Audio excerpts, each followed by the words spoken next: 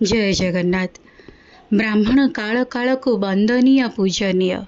वैदिक शास्त्र अनुଯାयी जो आमर चारोटी वर्ण रही तन्मध्यरु ब्राह्मण होउछन्ति सर्वश्रेष्ठ।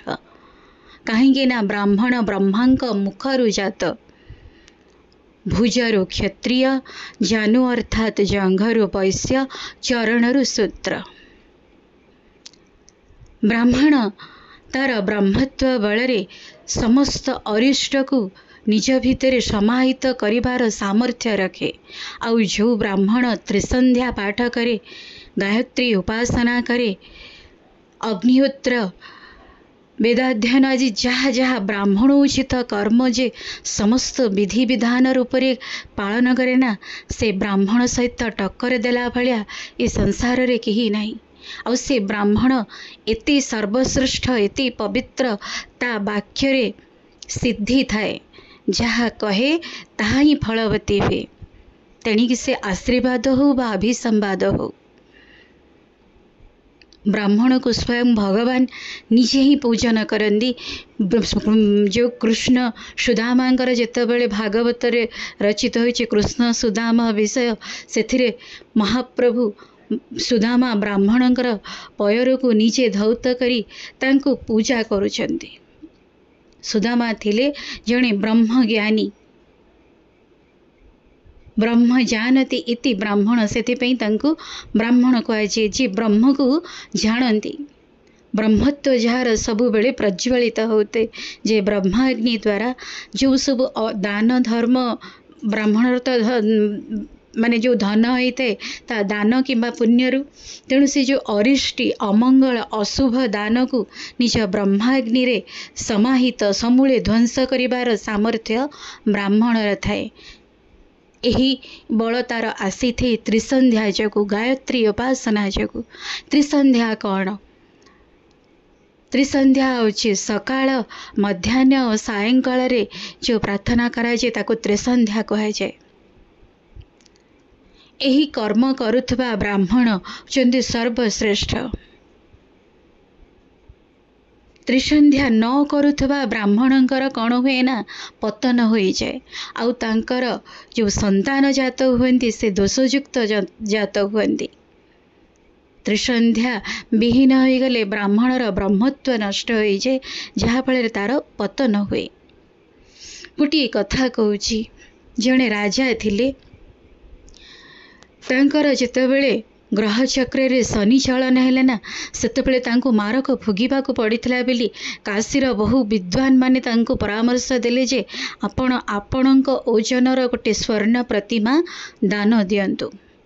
राजा भी से विद्वान मानक कथारे स्वर्ण प्रतिमा दान करिया पे राजी होई गेले। स्वर्ण प्रतिमाटी प्राण प्रतिष्ठा हला यथाचित भाव रे जो भली भाव रे विधिवत पूजा होई सारिया परे जेतेबेले प्राण प्रतिष्ठा हला, दान करिया पे समग्र राज्यर ब्राह्मण मानंकु निमंत्रण करा जायतिला। सबु ब्राह्मण माने एते बड़ प्रतिमा राजांकर आ स्वर्ण रे तो समस्तंकर लोभाते, तेणु राजांकर ओजन विशिष्ट गोटे स्वर्ण प्रतिमा नबापी समस्ते आग्रही हेले। किंतु आसंती सत जेतेबेले दान नबाकू से स्वर्ण प्रतिमाटी कौन करे ना, आग हाथटी को टेकी दे जोड़ी आंगुली सेमानंक आड़कू निर्देश करे। एभली हवा द्वारा लोकंक भितरे भयभीत हेले। लोकंक भितरे सबू टुपुर टापुर हवा को लगिले जे ई प्रतिमाटी एभली कौन होउची, याको नेले किछि विपत्ति हबनी तो, किछि आमर अमंगल हबनी तो। तेणु समस्ते भयभीत हवा को लगिले, केही नबाकू साहस कलेनी। तांका मध्यरु जणे ब्राह्मण थिले, बहु ओजस्वी तेजस्वी दिव्य कांति। नबाकू जेतेबेले से आगभर हुअन्ति, प्रतिमाटी सेही भली हाथटी को टेकी दी दुईटी आंगुली तांको आड़कू निर्देश कला। दुईटी आंगुली निर्देश करिबा मात्रे ए ब्राह्मण जनक कौन कले ना, तीनोटी आंगुली देखेले।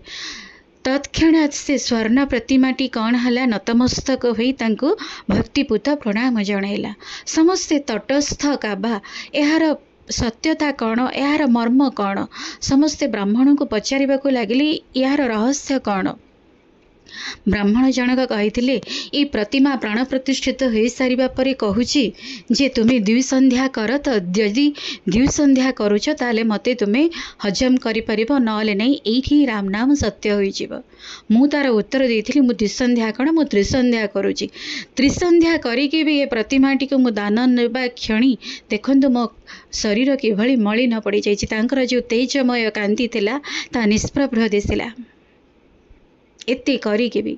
तेणु जो माने त्रिसंध्या करती, गायत्री उपासना करती, अग्निहोत्र इत्यादि वसुदेव पूजन करती, से माने जो दोषयुक्त दान मिली थाए, जो अशुभ अरिष्ट अमंगल तांको निजर ब्रह्माग्नि द्वारा ध्वंस करिवार सामर्थ्य तांको पाखेरे थाए। जे भली अग्नि से भली ब्राह्मण। अग्नि जेपरी सबु किछि निज भितर भस्म करिवार सामर्थ्य रखिते ब्राह्मण मध्य सेया। सेथिपई कहंती ब्रह्मस्व होउची हलाहल विष, केबे कहार ब्रह्मस्व हरण करिबानी, अर्थात ब्राह्मणर धन केबे भी हरण करिबानी। एथिपई त्रिसंध्या पाठ करुथवा ब्राह्मण होउचंदी बहुत बहुत श्रेष्ठ।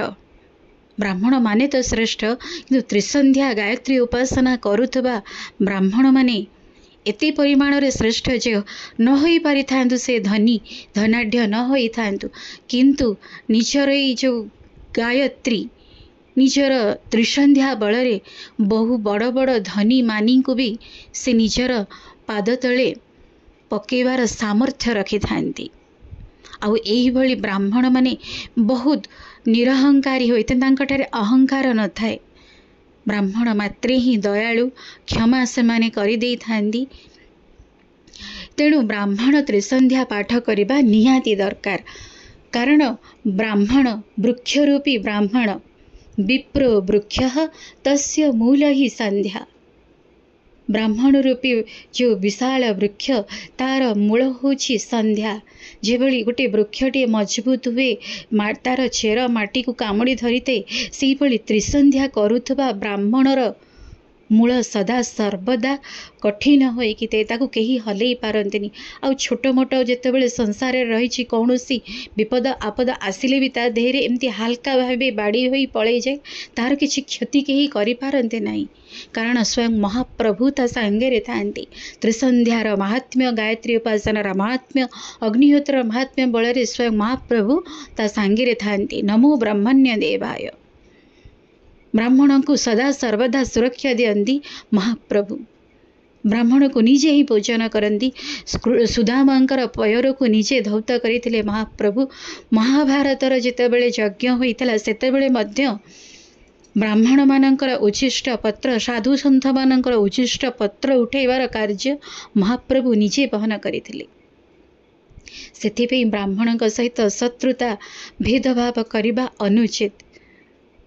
न करि पारंतु तांको सम्मान, किंतु असम्मान कदापि करिबा कथा नुहे। तांको सहित पाठ करुथबा ब्राह्मण मानकर चित्त शुद्धि थाए, सेमानंकर बाणी रे सिद्धि लाभ होई थाए। सेमाने जाहाकु जहा कहंदी ता वेदर गार पाल्टी जाए। स्वयं सरस्वती तांक कंठरे जेभली विराजमान करि थांती। तांकर तेज, तांकर दिव्य कांति, तांकर बाणी, तांकर समस्त कर्म जेभली देवमय होई जाई थाए। त्रिसंध्यार महात्म्य होछि एही भली। आउ सेमानंकर वंशज, सेमानंकर पौत्र आदि माने जोग जन्मा पुरुष होई जन्म हुंती। ब्रह्मत्व तांकर सबुबेले ब्रह्माग्नि प्रज्वलित थाए। त्रिसंध्या न करिबा द्वारा तांकर संतान माने दोषयुक्त हुंती और निजर मध्य पतन घटे। तेणु त्रिसंध्या ब्राह्मण पई निहाती जरूरी। जय जगन्नाथ, जय जगन्नाथ।